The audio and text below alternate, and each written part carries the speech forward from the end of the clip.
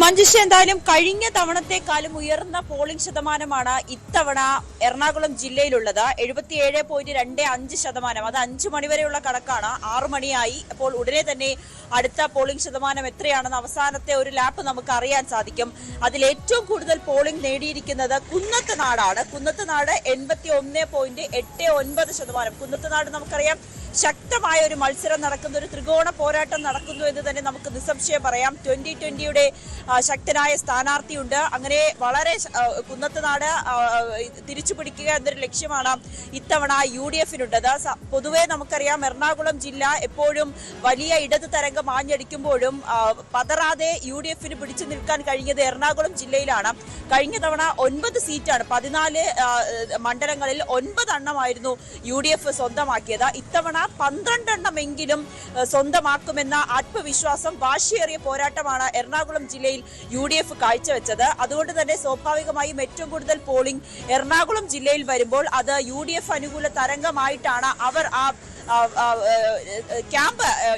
UDF camp അതിനെ വിലയിരുത്തുന്നത്. അങ്ങനെയാണെങ്കിൽ ഇത്തവണ ഈ സ്ഥാനം പിടിക്കുകയാണെങ്കിൽ അല്ലെങ്കിൽ അധികാരത്തിലെത്തുകയാണെങ്കിൽ അതിന് ഏറ്റവും നിർണായകമാകുന്നത് എറണാകുളം ജില്ലയാണ്. നമുക്ക് മറ്റ് മണ്ഡലങ്ങളിലെ 14 മണ്ഡലങ്ങളിലെ വേഗം ഒന്ന് നോക്കാൻ തോന്നുന്നു നമുക്ക് ഈ പോളിംഗ് ശതമാനം എത്രയൊക്കെയാണെന്ന്. പെരുമ്പാവൂരിൽ 77.82%, അങ്കമാലി 73%, ആലുവ 78%, കളമശ്ശേരി 78.89%, പറവൂര് 78.6%, കൊച്ചി 77.4%, തൃപ്പൂണിത്തറ 75%, തൃക്കാക്കര 76%, കുന്നത്തുനാട് 88%, പിറവം 74%, മൂവാറ്റുപുഴ 75%, കോതമംഗലം 76%. അങ്ങനെ എല്ലാം തന്നെ ഒരു 75-ന് മുകളിൽ എത്തിയിരിക്കുകയാണ് പോളിംഗ് ശതമാനം. എന്തായാലും 6 മണിയുടെ കണക്ക് കൂടി വരുമ്പോൾ നമുക്ക് കൃത്യമായി അറിയാൻ സാധിക്കും. അതോടൊപ്പം തന്നെ മഞ്ജുഷ, നമുക്ക് കഴിഞ്ഞ 3 വർഷത്തെ നിയമസഭാ തിരഞ്ഞെടുപ്പിൽ എത്ര ശതമാനമായിരുന്നു പോളിംഗ് എന്ന് കൂടി പരിശോധിച്ചു കഴിഞ്ഞാൽ 2016-ൽ 80% എറണാകുളം ജില്ലയിലെ പോളിംഗ് നിയമസഭാ തിരഞ്ഞെടുപ്പിൽ. 2011-ലായിക്കോട്ടെ 77%, 2021-ൽ 74%. അത് നമുക്കറിയാം കോവിഡിന്റെ സമയം കഴിഞ്ഞുള്ളൊരു തിരഞ്ഞെടുപ്പായിരുന്നു. അന്ന് 74%. ലോക്സഭാ തിരഞ്ഞെടുപ്പിൽ, ഈ കഴിഞ്ഞ ലോക്സഭാ തിരഞ്ഞെടുപ്പിലും 76% എറണാകുളം ജില്ലയിലെ പോളിംഗ് ശതമാനം. അന്നൊക്കെ അത് തന്നെയാണ് കോൺഗ്രസിന്റെ വാദവും അത്തരത്തിൽ തന്നെയാണ്.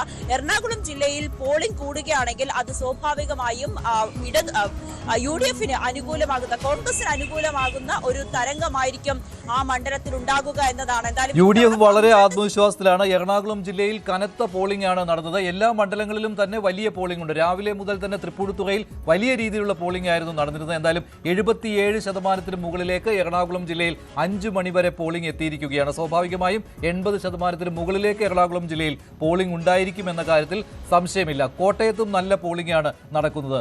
ശ്രീജിത്ത് ചേരുന്നുണ്ട് കോട്ടയത്ത് നിന്ന്. ശ്രീജിത്ത്, പൂഞ്ഞാറിൽ ചില പ്രശ്നങ്ങൾ ഉണ്ടായിട്ടുണ്ട് എന്ന് കേൾക്കുന്നുണ്ടല്ലോ. അവിടെ എന്താണ് BJP-ക്കാരെ സഹായിച്ചു പോലീസ് എന്ന രീതിയിലുള്ള ആരോപണം ഇടത് സ്ഥാനാർത്ഥി ഉന്നയിക്കുന്നുണ്ടല്ലോ. അവിടെ ഇടതു മുന്നണിയുടെ പ്രവർത്തകരെ നഗരത്തിൽ നിന്ന് അടിച്ചോടിച്ചു എന്നൊക്കെയുള്ള ഒരു ആരോപണം വരുന്നുണ്ട്. എന്താണ് സംഭവിച്ചത്? എന്താണ് ഇപ്പോൾ പോളിംഗ് ശതമാനത്തിന്റെ ഒരു ചിത്രം എങ്ങനെയാണ് കോട്ടയം ജില്ലയിൽ? ഏത് മണ്ഡലത്തിലാണ് കൂടുതൽ?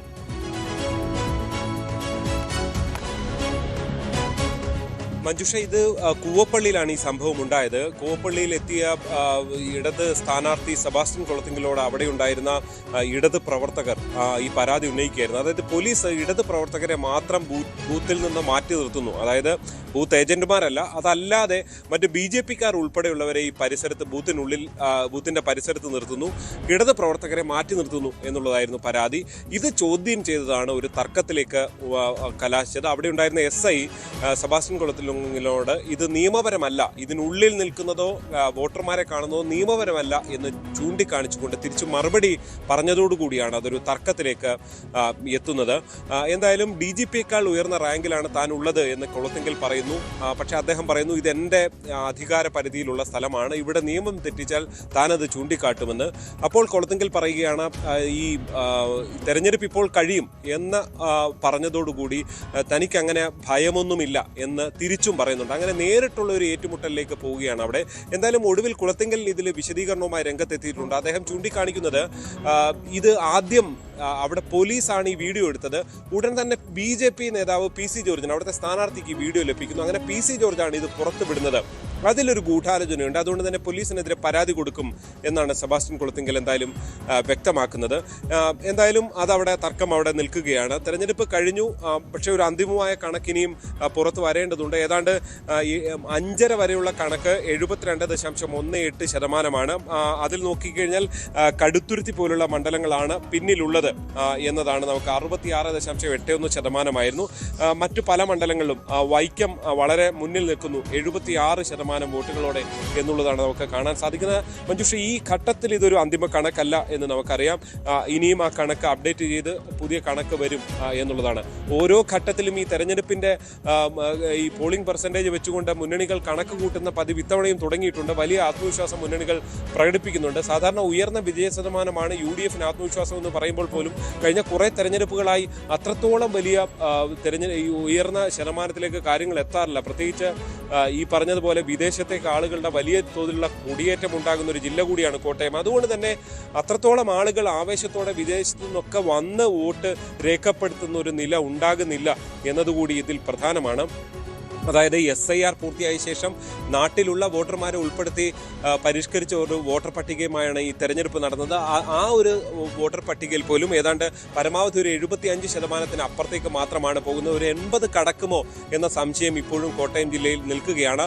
UDF ഒരു കനത്ത പോരാട്ടത്തിലൂടെ ഒരു തിരിച്ചുവരവ് നടത്താൻ ഉദ്ദേശിക്കുന്ന ഒരു ജില്ല കൂടിയാണ് കോട്ടയം. അവിടെ ഇത്ര മതിയോ എന്ന സംശയം ബാക്കിയാണ്. എന്തായാലും പക്ഷേ മുന്നണികളൊക്കെ പല മണ്ഡലങ്ങളും പല വ്യത്യസ്ത സാഹചര്യങ്ങളാണ്. അതുകൊണ്ട് ഒരേപോലുള്ള പോളിംഗ് ശതമാനം കൊണ്ട് മാത്രം വിജയം എന്ന് ഉറപ്പിക്കാൻ ഒരു മുന്നണികളും തയ്യാറല്ല. പക്ഷേ ഓരോ മണ്ഡലത്തിലും കേന്ദ്രീകരിച്ചുള്ള ചർച്ചകൾ തുടങ്ങി. ശരിയാണ്. അതേസമയത്ത് തന്നെ ചില ബൂത്തുകളിൽ ഇപ്പോഴും വോട്ടർമാർ ഉണ്ട്. ആ ദൃശ്യങ്ങളാണ് കാണുന്നത്. അവർക്ക് സ്ലിപ്പ് നൽകിയ ദൃശ്യങ്ങളാണ്. സ്ലിപ്പ് നൽകി അവരെ വോട്ട് ചെയ്യുവാൻ അനുവദിക്കുകയാണ്. 6 മണി വരെ ക്യൂവിലുള്ള എല്ലാവർക്കും വോട്ട് ചെയ്യുവാനുള്ള അവകാശമുണ്ട്. അതിന് പോളിംഗ് ഉദ്യോഗസ്ഥർ അവർക്ക് സ്ലിപ്പും നൽകുന്നുണ്ട്. ഈ പത്തനാപുരം നിയോജക മണ്ഡലത്തിലെ ഇടതുപക്ഷ സ്ഥാനാർത്ഥിയായ KB ഗണേഷ് കുമാർ അല്പം മുമ്പാണ് വോട്ട് ചെയ്തത്. സാധാരണ സ്ഥാനാർത്ഥികൾ ആദ്യം തന്നെ വോട്ട് ചെയ്യുന്നതാണ്. പക്ഷേ ഗണേഷ് കുമാർ ഏറ്റവും ഒടുവിലാണ് വോട്ട് ചെയ്തത്. കായംകുളത്തും കള്ളവോട്ട് പരാതി വന്നിട്ടുണ്ട്. പുള്ളിക്കണക്ക് NSS ഹൈസ്കൂൾ 106 നമ്പർ ബൂത്തിലാണ് കള്ളവോട്ട്. അനന്തകൃഷ്ണൻ എന്ന വോട്ടർ വോട്ട് ചെയ്യാൻ എത്തിയപ്പോൾ മറ്റാരോ വോട്ട് ചെയ്തു എന്നാണ് അറിഞ്ഞത്. പിന്നീട് ടെൻഡർ വോട്ട് ചെയ്തു മടങ്ങുകയായിരുന്നു. 2 വോട്ടർമാർ ഒരേ പേരിൽ ഉണ്ടായിരുന്നു. അങ്ങനെ മാറിപ്പോയതാണെന്നാണ് ഉദ്യോഗസ്ഥർ ഇവിടെ പറയുന്നത്. കള്ളവോട്ട് ആരോപണം പലയിടത്തു നിന്നും വന്നിട്ടുണ്ട്. അത് കോഴിക്കോട് നിന്നായിരുന്നു ആദ്യം എത്തിയത്. കോഴിക്കോട് സൗത്ത് മണ്ഡലത്തിൽ നിന്നാണ് ആദ്യം എത്തിയത്. അത് മാത്രമല്ല അവിടെ BJP ഒരു ആരോപണം ഉന്നയിച്ചിരുന്നു. കൂടുതൽ വാർത്തകൾക്ക് News 18 Keralam YouTube channel subscribe ചെയ്യുക.